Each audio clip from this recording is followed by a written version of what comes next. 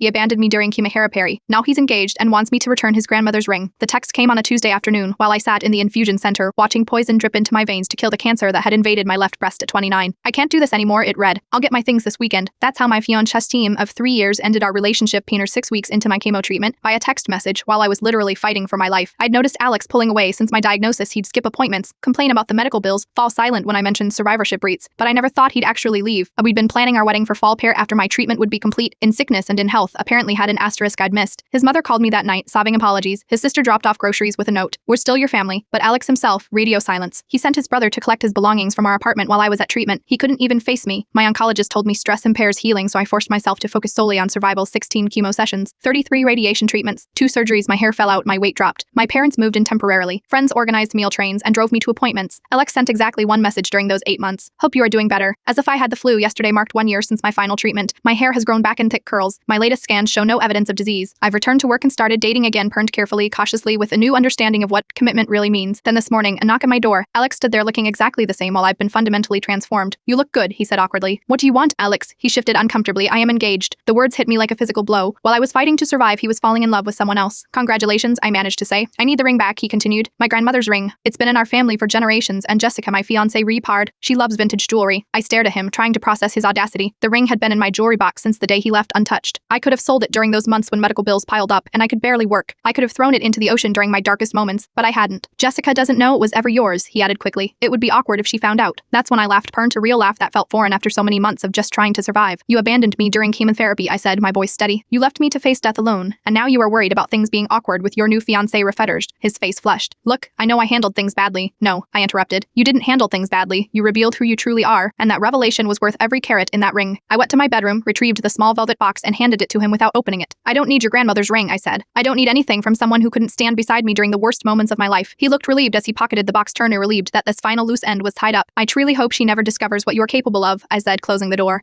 Some people walk away when the road gets difficult. Others reveal their strength by simply keeping their promises. I've learned to recognize the difference, and that knowledge is worth more than any heirloom diamond ever could be.